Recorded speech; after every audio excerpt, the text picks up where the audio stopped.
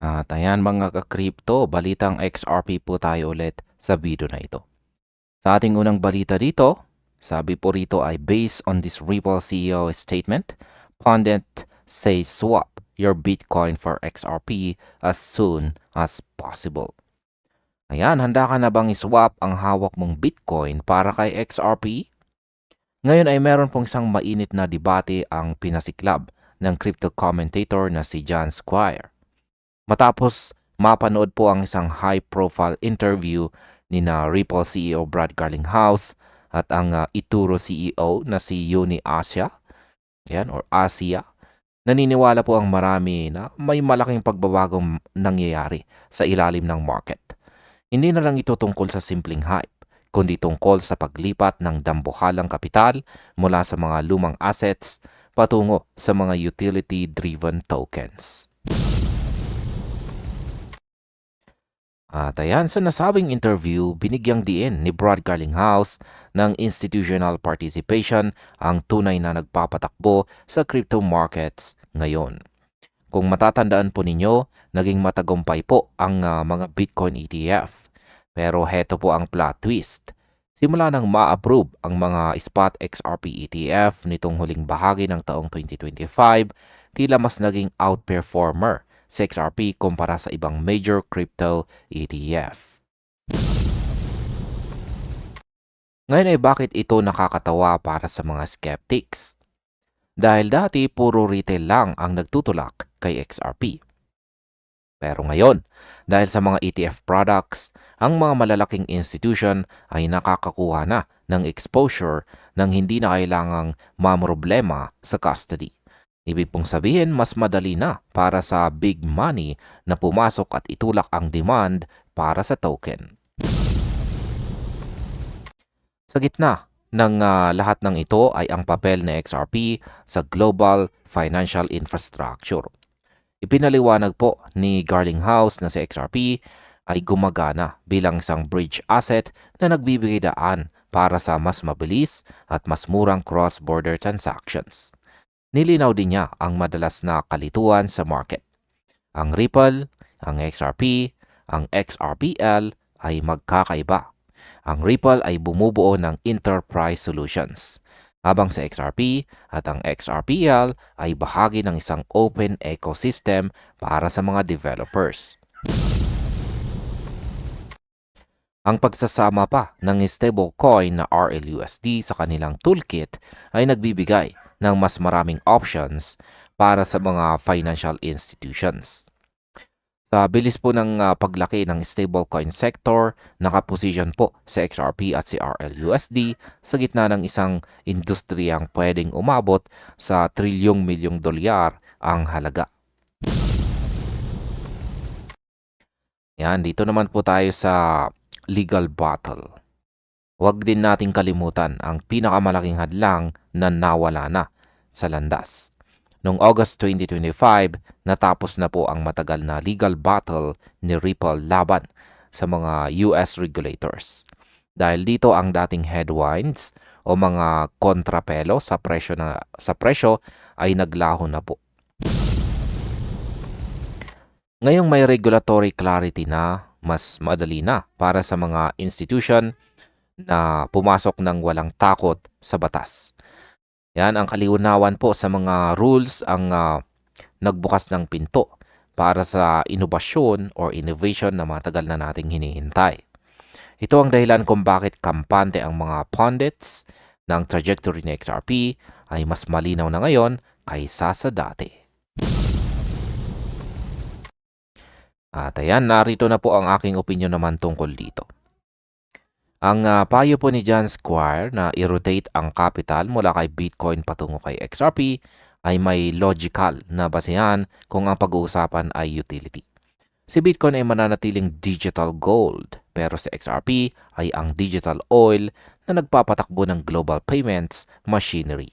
Ang 2026 ay ang taong ng institutional demand, at kung titignan po natin ang tagumpay ng kanyang mga ETF at ang kalinawan sa regulasyon, mahirap baliwalain ang potensyal ng XRP. Hindi na ito usapin ng kung alin ang mas sikat, kundi kung alin ang mas ginagamit sa totoong mundo. Sa uli, ang portfolio na may sapat na balanse sa pagitan ng store of value at utility asset ang siyang mananaig sa mahabang panahon.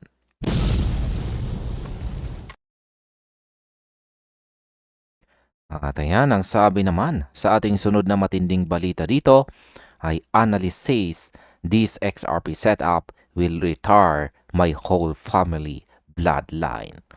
Minsan lang tayo makakita ng analysis na ang sabi ay kayang i-retire ang buong bloodline o henerasyon ng isang pamilya.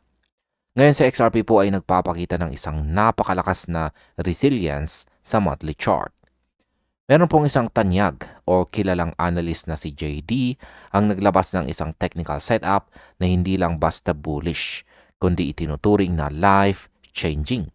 Sa gitna ng market cap na pumalo sa mahigit $81 billion, tila may nilulutong higanting paggalaw sa XRP na matagal na nating hinihintay. At ayan, pag-usapan po natin ang pundasyon ng analysis na ito. Sa XRP ay kasalukuyang tinitest ang isang 7-year ascending trend line. Isipin po ninyo yan, 7 taon. Yan, 7 taon or 7 years na itong nabubo. Sa technical analysis, kapag ang isang asset ay nagre-retest sa isang napakahabang trend line at nag-hold ito bilang support, isa itong high probability zone para sa stabilization. Ipinapakita po ng chart ni JD dito na maraming beses nang rumespeto ang market sa level na ito. Nang ibig sabihin ay matindi po ang interest ng mga institution at retail players na saluhin sa XRP sa puntong ito bago ang susunod na pag-akyat. Maraming nag-aabang sa pagbagsak pero ang hindi po nila nakikita ay ang tibay ng support na ito. Kapag ang Bitcoin dominance ay nagsimulang bumaba, ang kapital ay madalas na dumadaloy papunta kay XRP. Kaya ang shift o pagbabago na ito ang magbibigay ng sapat na lakas para maabot ang mga susunod na target zones na nakatakda sa chart. Ang isa pang secret weapon sa analysis ni JD ay ang tinatawag na hidden bullish divergence sa monthly chart. Makikita po rito ang higher lows sa presyo, habang ang oscillator naman ay nagpapakita ng lower lows. Karaniwan itong senyales ng pagpapatuloy ng isang long-term uptrend. Sa kasalukuyan, ang RSI o Relative Strength Index ng XRP ay nasa 45.44. Galing ito sa mas mababang level na nagpapatunay na ang downside pressure o yung pwersa ng pagbenta ay humihina na. Ang ganitong setup ay madalas nating makita bago ang pagsisimula ng isang parabolic run. Habang ang RSI ay ipakyat, lalong tumitindi ang kumpiyansa na mahahanap na ni XRP ang kanyang launching pad para sa trajectory paitaas. Ngayon ay hindi lamang po basta presyo ang tinitignan po dito. Pati ang galaw ng Bitcoin dominance ay may malaking papel. Kapag mas maraming capital ang lumilipat kay Bitcoin patungo sa mga altcoins, sa XRP ang isa sa mga unang makikinabang. Ang strategy po ni JD ay simple pero epektibo. Isang long-term holding strategy. Hawak po niya ang isang decent bag para sa long-term at plano niyang mag-adjust ng position kapag naabot na ang mga key levels. Ang ganitong klase ng disiplina ay kailangan para sa mga patient investors. Ang pagkakaroon po ng malinaw na target zones at strategic risk management ang naghihiwalay sa mga seryosong traders sa mga nagpapanik lang sa bawat galaw ng market. Kung hindi man ito mangyari sa cycle na ito, kampante po ang analyst na sa susunod na cycle ito magaganap. Pero ang hudyat ay narito na ngayon. At ayan ang aking opinion naman tungkol sa bloodline retirement setup na ito ay nakabase po sa kasaysayan. Kapag ang isang asset ay nag-consolidate sa loob ng 7 taon o 7 years, ang breakout ay madalas na hindi lang basta rally. Ito ay nagiging isang cultural event sa crypto space. Ang setup po ni XRP ngayon ay parang isang higanteng nakatayo sa isang matibay na bato. Maring mabagal po ang proseso at maraming fake outs sa daan. Pero ang technical signals gaya po ng hidden bullish divergence ay mahirap pong baliwalain. Ang tunay na yaman ay hindi po nakukuha sa mabilisang trading, kundi sa paghawak sa tamang asset sa tamang panahon. Kung ang 7-year trendline na ito ay tuluyang mag-hold, baka nga ang pangarap na retirement ay hindi na lang basta pangarap.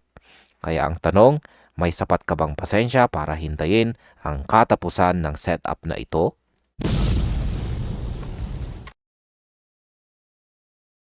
Sabi naman, sa ating kasunod na balita dito ay ECA co-founder, this event will be an inflection point for XRP if it happens.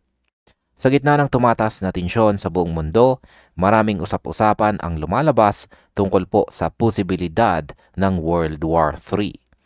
Habang ang mga traditional markets ay tila nangangamba, may isang digital asset na muling napunta sa spotlight. Ngayon, nagpayag po ang co-founder ng ECA na si Phil Kwok ng isang napaka-importanting insight. Ayon sa kanya, ang mundong nasa gitna ng kaguluhan ay hindi gagamit ng mga centralized stablecoins. Sa halip, kailangan natin ng isang neutral bridge currency at dito na papasok sa eksena si XRP. Ngayon ay balikan po natin ang mga kaganapan nitong mga nakaraang araw. Ang mga military actions sa pagitan po ng US, Israel, Iran ay nagdulot ng matinding kaba sa global financial system. Dahil sa mga pagsabog sa mahalagang military sites at ang pag-atake sa mga base militar, ang mga traditional trade routes at energy markets ay nakakaranas ngayon ng matinding stress. Sa ganitong sitwasyon, ang mga centralized infrastructures ay madaling ma-disrupt. Sinasabi po ng mga eksperto na sa panahon ng gyera, ang tiwala sa mga centralized entities ay bumababa. Ang kailangan ng mundo ay isang sistemang kayang tumakbo ng mag-isa kahit anong gulo ang mangyari sa labas. Ipinunto po dito ni Phil Kwok ng XRP Ledger ay binuo para sa ganitong eksaktong layunin. Si XRP ay hindi po kontrolado ng iisang gobyerno, kaya naman perpekto po siyang magsilbing neutral na tulay para sa international trade at saka settlements. Ngayon ay bakit nga ba si XRP ang napipisil para sa papel na ito? Ang structure po ng XRP ay idinisenyo para sa bilis at efficiency sa cross-border settlements nang hindi po umaasa sa mga centralized institutions. Sa mga panahon ng kawalang katiyakan, ang kakayahan ng XRP na maglipat ng value ng mabilis at secure ay nagiging kritikal. Ang neutrality ni XRP ang kanyang pinakamalakas na alas, habang ang ibang financial instruments ay maaring ma-freeze o maharang ng mga gobyerno, ang ledger ng XRP ay nananatiling bukas at operasyonal. Ito ang dahilan kung bakit ang mga institusyong naghahanap ng resilience at continuity ay posibleng mas lalong tumitig kay XRP ngayon. Ang kanyang kakayahan na humawak ng malaking volume ng transactions at iba't ibang currencies ay ginagawa siyang praktikal na solusyon sa gitna ng krisis. Ayon po kay Kwok, bagamat hindi natin ninais na magkaroon ng malawakang kaguluhan, ang sitwasyon ngayon ay maaaring maging inflection point para kay XRP. Kung ang traditional systems ay tuluyang ma-paralyze, ang access po sa liquidity ay magiging limitado. Dito magiging bayani ang technology sa likod ni XRP. Ang bilis at accessibility ni XRP ay ginagawa siyang preferred conduit para sa global transactions. Sa madaling salita, kapag ang lumang sistema ay hindi na makagalaw dahil sa mga geopolitical barriers, si XRP ay may kakayang ituloy ang daloy ng ekonomiya sa paraang independent at maaasahan. Ang endorsement na ito mula sa isang crypto expert ay nagbibigay ng dagdag na kumpiyansa sa mga holders ng utility ni XRP ay mas malalim pa sa presyo nito sa market. Ang aking opinyon naman sa balitang ito ay medyo seryoso. Sa panahon po ng krisis, ang tunay na halaga ng technology ay lumalabas. Si XRP ay hindi lang basta digital asset para sa speculation. Siya ay isang financial architecture na dinsenyo para sa katatagan. Ang kaisipan na ang mundo ay nangangailangan ng isang neutral bridge ay may malaking basihan, lalo na't nakikita natin kung gaano kadaling gumuho ang mga traditional systems kapag may tensyong militar. Maring ang inflection point na tinutukoy po ni Phil Kwok ang maging hudyat para sa mass adoption ng XRP. Hindi dahil gusto nating magkagulo, kundi dahil kailangan natin ng sistemang hindi tayo bibiguin sa oras ng kagipitan. Ang katatagan ng XRP sa gitna ng bagyo ang magdidikta ng kanyang magiging pwesto sa bagong global economy.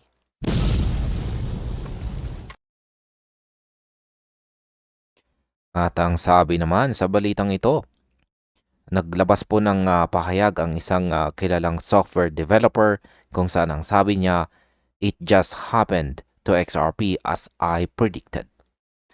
Yan, kapag ang usapin ay gera, walang asset po ang ligtas sa takot ng market. Ngayon nakita natin kung gaano po kabilis mag-react ang mundo sa tensyon sa Middle East. Habang ang lahat ay naghahanap po ng sagot, meron pong isang software developer ang nagsabi na it just happened as I predicted. Si XRP at ang buong crypto market ay nakaranas po ng matinding sell-off matapos ang balita tungkol sa Operation Epic Fury. Bakit nga ba mas mabilis pa sa kidlat ang pagbagsak ng XRP kaysa sa mga traditional na stocks? Kaya pag-usapan natin ang realidad sa likod ng crush na ito. Si Vincent Van Code, isa po siyang software developer at crypto commentator, ay nauna nang nagbabala. Sabi niya kung magla-launch ang Estados Unidos or United States ng military action laban sa Iran, si XRP at ang iba pang mga digital assets ay makakaranas ng malalim na sugat. At hindi nga siya nagkamali. Matapos kumpirmahin ni President Trump ang Operation Epic Fury, bumulusok po ang presyo ng XRP hanggang sa $1.28 na price level sa loob lamang ng ilang oras. Ngayon ay bakit nga ba nangyayari ito? Dahil ang crypto market ay bukas po ng 24/7. Habang sarado ang Wall Street, ang mga digital assets ang unang sumasalo sa shock ng balita. Dito natin makikita ang takot ng mga investors. Hindi na sila naghihintay ng full clarity. Agad silang naglilipat ng kapital mula sa risk assets patungo sa mga safe havens tulad po ng gold. Ito po ang masakit na bahagi, ang liquidations. Ayon po sa analysis, mahigit $500 million na ang nawala sa market dahil sa mga leverage traders na na-liquidate. Sinabi ni Vincent Van Code na kung magbubukas po ang Wall Street ng bagsak, maaari pa tayong makakita ng dagdag na 10% hanggang 15% na pagbaba sa presyo ng XRP at maging kay Bitcoin. Bagamat nagkaroon po ng bahagyang $1.35, bahagyang stabilization po sa $1.35 na presyo, nananatili po ang tensyon. Si Bitcoin ay bumaaba rin ng mahigit 6% habang si Ethereum naman ay nalunod halos 9%. Sa ganitong sitwasyon, ang liquidity at capital preservation ang nagiging prioridad ng mga investors. Kahit gaano pa kaganda ang utility ng XRP sa cross-border payments, hindi po siya immune sa global fear-driven moves. Ngayon, ang aral po dito ay hindi ang paghula sa hinaharap, kundi ang disiplina. Ipinaliwanag po ng software developer dito na ang kanyang analysis ay base po sa risk management at hindi po sa emosyon. Hindi niya sinasabing perpekto ang kanyang mga prediction, pero binabago niya ang kanyang exposure kapag ang geopolitical threats ay tumataas. Sa ngayon, ang energy markets at oil prices ay nag-spike na lalong nagbibigay ng pressure sa inflation. Dahil mas malalim na ang integration ng crypto sa traditional finance, ang bawat galaw sa pandaigdigang politika or global politics ay may direktang epekto sa ating portfolio. Ang presyo po ni XRP ay gumagalaw na ngayon base po sa geopolitical headlines kaysa sa anumang technical indicator.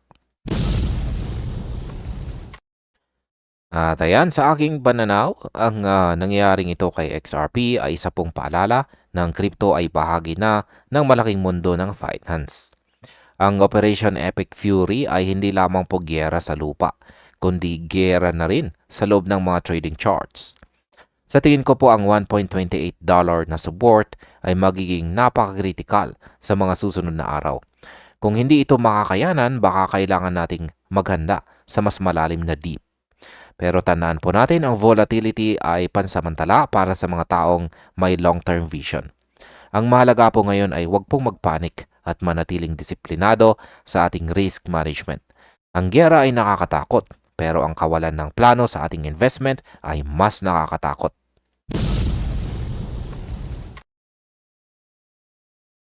At narito na po tayo sa ating panghuling balita sa video na ito.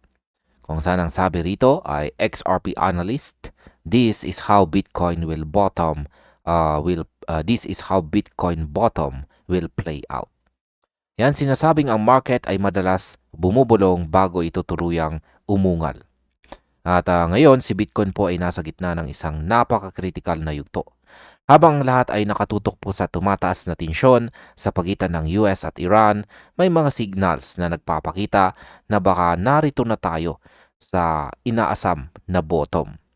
Meron pong isang kilalang analyst ang nagbahagi ng kanyang pananaw kung paano po maglalaro ang presyo ni Bitcoin sa mga susunod na araw. Ito na nga ba ang huling pagkakataon para sa isang strategic positioning? Ayan, pag-usapan po natin ang technicals. Ayon po sa crypto commentator dito na si Crypto Bull, si Bitcoin ay kasalukuyang naglalaro sa paligid ng $66,254. Sa kanyang daily chart dito, makikita po ang isang descending triangle pattern kung saan tinetesting ni Bitcoin ang kanyang lower trend line. Karaniwan ang pattern na ito ay nabubuo kapag may matinding consolidation sa gitna ng isang downtrend. Maraming natatakot kapag nakakakita ng ganitong pattern dahil mukhang pabagsak ang direksyon. Pero heto ang sikreto.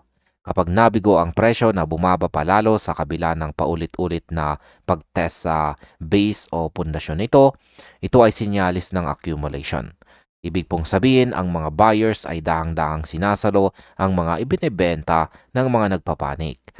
Ang kasalukuyang formation ay nagpapahiwatig na si Bitcoin ay posibleng bumubuo na ng bottom matapos po ang 15% drop mula pa noong buwan ng February. Yan, hindi lamang po technicals ang gumagalaw dito. May mas matinding impluensya rin ang geopolitical events. Nakita natin ang 6% surge sa presyo ng langis dahil po sa tensyon sa US-Iran. Sa unang pagkakataon, ang traditional markets ay pinaprice in na ang geopolitical risk na ito na nagkaroon po ng ripple effect kay Bitcoin at maging sa iba pang mga risk-sensitive assets. Dahil si Bitcoin ay bukas ng 24/7, siya po ang unang sumalo sa gulat ng market. Ang pagtaas ng presyo ng langis ay nagdudulot po ng pangamba sa inflation at global economic stability. Kaya naman ang ilang investors ay pansamantalang lumalabas sa mga high-risk assets. Pero tandaan po natin, ang ganitong volatility ay madalas na nagpapakita kung nasan ang tunay na support levels ni Bitcoin sa ilalim ng matinding stress. Kung ang lower trend line ni Bitcoin ay matagumpay na makakahawak or mananatili, maaari tayong makakita ng isang sharp relief rally. Kapag ang confidence ng mga investors ay bumalik, ang short covering o ang pagbili ng mga traders na nag-short ay magpapabilis sa pag-akyat ng presyo. Historically, ang ganitong mga patterns ay sinusundan ng matitinding rebound kapag ang support levels ay na-attract ang parehong retail at saka institutional buying. Sa madaling salita, ang kasalukuyang stress test ni Bitcoin ay parang isang filter.